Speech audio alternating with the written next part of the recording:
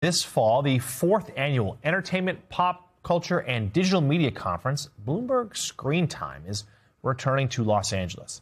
The event gathers moguls, celebrities, and entrepreneurs on the forefront of what's trending. And this year's event is set to explore the future of entertainment, sports, podcasting, and AI as consolidation reshapes the media landscape. Joining us now, host of this year's event, Bloomberg's managing editor for media and entertainment, Lucas Shaw. Lucas, great to see you this morning. Thank you for joining us.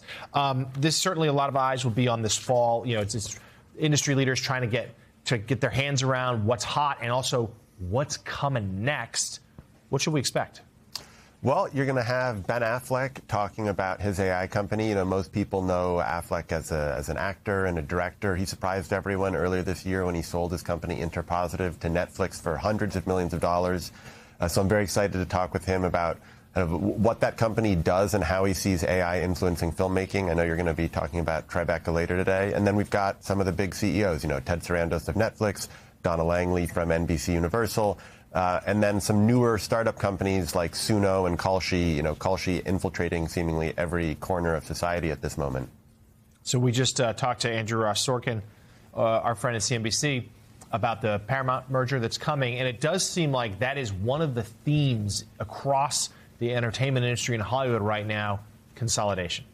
Yeah, consolidation of some of these massive companies. In the case of the Warner Brothers deal, you had both Netflix and Paramount go for it. We actually had David Ellison at the event last year, just as he was in the middle of going after it. At the time, he seemed like the only bidder, and then Netflix came on strong. A lot of people are very worried about how this deal will impact the movie business, how it will impact entertainment more broadly.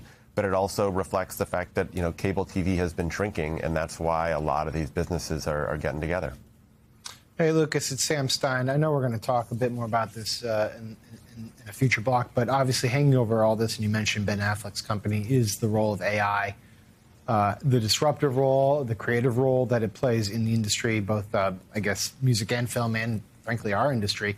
What's been notable to me is that over the past couple of weeks, there's been a series of commencement speakers at colleges who've touted the virtue of AI and been summarily booed by the student audience. And it signals that there are some political winds shifting on AI. But as you sit down and get prepared for this conference, how would you say the industries are looking at it as sort of a disruptive product, something that can help them, or something that they have to be careful with because they sense that there might be some public backlash? Yeah. You know, you bring up the college commencement, which has certainly been notable over the last few weeks, and it's not a shock when you think about kind of the most vulnerable population, those who are just coming out of college.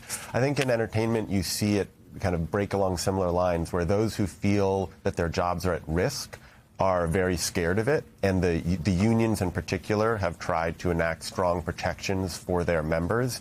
And those unions make some of the big entertainment companies reluctant to talk about how they are using AI.